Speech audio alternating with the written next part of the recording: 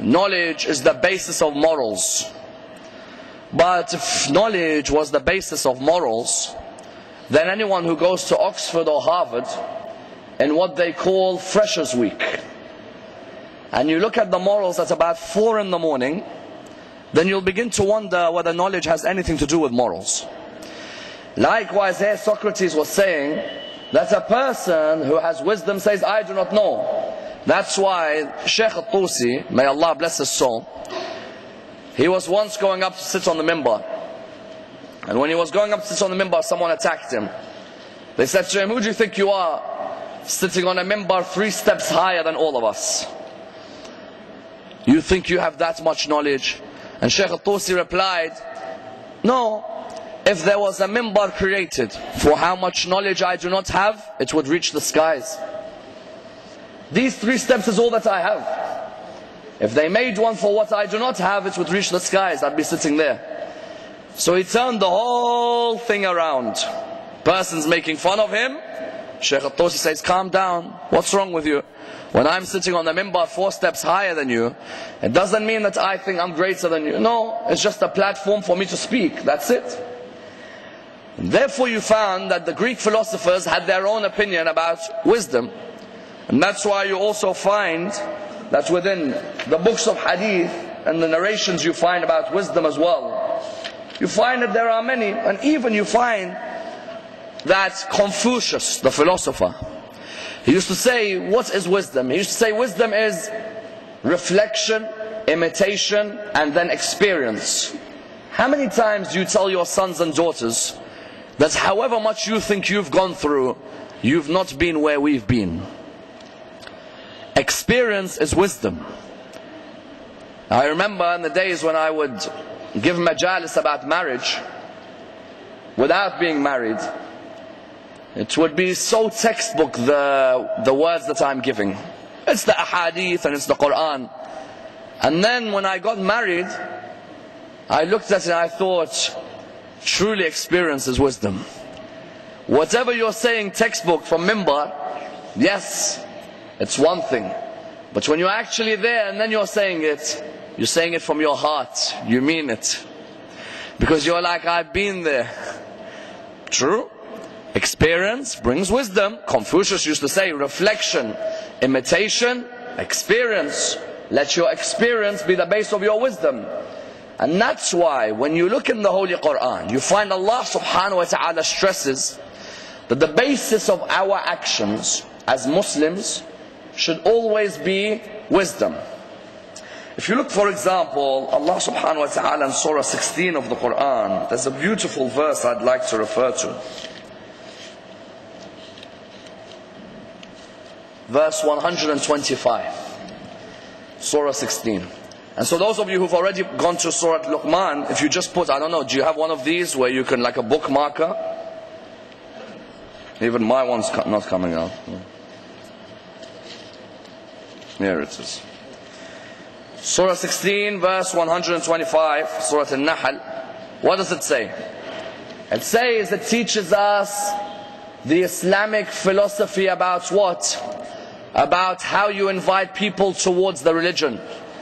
ادع إلى سبيل ربك بالحكمة والموعظة الحسنة وجادلهم بالتي هي أحسن. Quran says, invite to the way of your Lord with what? Invite people towards Islam. With what? With hikmah. وَالْمَوْعِظَةِ الْحَسَنَةِ. 2 areas. Invite towards the way of Allah subhanahu wa ta'ala with hikmah and with mercy. Why? There are some people, when they give tabligh and they are inviting people towards Allah, they don't do it with wisdom. How? They sometimes come and try and force the person straight away to come towards their mosque. Or as that famous story in the time of the Imam, when someone converted to Islam, from day one they woke him up, they started knocking on his door. Christian became a Muslim. Day one they're knocking on his door. What's wrong? Come on, get up, you have to come pray with us Fajr Jama'ah in the mosque. The person just converted. Some of us don't pray Fajr, we've been Muslim 30 years. The person who's just converted, you don't come and pick him up from his bed straight away and throw him into Jama'ah. There's inviting towards the way of Allah subhanahu wa ta'ala with hikmah. And alongside the hikmah is the kind word. And the idea that even sometimes when I am conversing with a Christian and I know that he believes in the Holy Trinity, hikmah dictates that I do not become rude about his Trinity. Or when I converse with a brother in another school in Islam and I know there are certain individuals he respects, I don't attack those individuals. Rather, I academically examine what they did. Or if I find someone who doesn't even believe in God, what should I do with him? Should I say this is a filthy human being, I should never talk with him? No. Yes, there are laws with the people who do not believe in God, but on the other hand they remain human beings. Ammar Nakshawani used to say, if someone is not your brother in faith, he is your equal in humanity. If he's not your brother in faith, he's your equal in humanity. And that's why you find that sixth Imam, whenever he had the opportunity, he would try and engage in dialogue with any of these atheists, as we will come to when we examine the next verse. Yeah, the Quran says what? ادعو إلى سبيل ربك بالحكمة والموعظة الحسنة. Hikmah and maw'idah hasana means what? Not only wisdom, but also be kind when you speak. Because sometimes, as the verse continues to say, وَجَادِلْهُمْ بِالَّتِي هِيَ أَحْسَنُ. Talk to them in that which is better.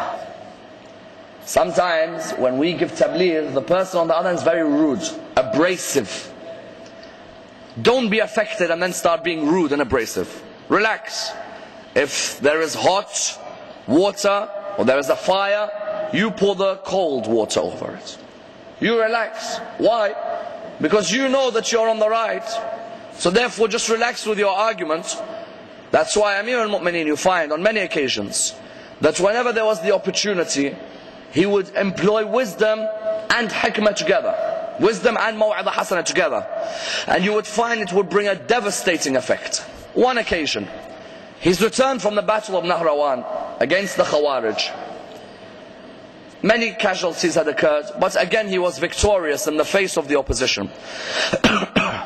He walks past this lady, and when he walks past her, he sees her trying to make some food for the house, stirring some water. So he says to her, is there any way I can help you? She looks at him, she doesn't recognize him, and she says, no. He says to her, is there anyone to come and support you? She said, no. He said, why? She said, all because of Ali ibn Abi Talib. He said to her, why? What did Ali ibn Abi Talib do? She said, Ali ibn Abi Talib has a habit that he goes to war, he takes our sons with him. They get killed, he stays alive. And all because of him, I have no one to look after me in my house. Number one, Ali ibn Abi Talib's aims when he goes to war is not to get your sons killed. It's not our fault that our Imam, no one can defeat him on the battlefield. What are we meant to do? In Siffin, when Muawiyah saw Amir al-Mu'mineen running through the army, he told the army, all of you come back. Why? He said, Ali ibn Abi Talib is at the front, I will not continue the battle until he goes to the back. Is this a battle or is it a joke? Until he goes to the back. He wants to finish you off. So Amir al-Mu'mineen returns back. Then what happens is that Muawiyah says, okay, is he in the back? Yes, start again. So they started Siffin again. Somewhere in the middle, again he said stop. They said why? He said Ali ibn Abi Talib has come to the front again. But they said, where is he? Because the first time he came to the front, he wasn't wearing a mask. The second time he was wearing a mask. Muawiyah said, there he is. They said, who? They're looking, they're seeing all men with masks. So he says, that man with the mask there, because when he strikes an individual, he strikes him in half. He's the only man on this battlefield, is running through the army and striking. So our Imam, of course we can't help it, that's our Imam. There were some companions in war, he's run away 3 days, you don't know where he's gone.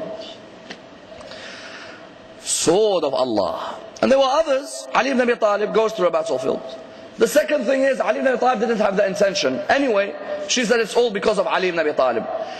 He said to her, so is there any way I can help you? And she began to abuse him. She didn't know it was him. She just began to abuse, one abuse after another. May God curse Ali ibn Abi Talib. Astaghfirullah. He said to her, lady, I'm sure Ali ibn Abi Talib did not have such an intention. But let me try and help you. Look at the hikmah and the kindness. How many of us, one person in the community, not even is rude to us, just maybe because he didn't say salamu alaikum to us. Did you see him? He didn't say salamu alaikum to me. Look how rude he is, look how arrogant he is. He then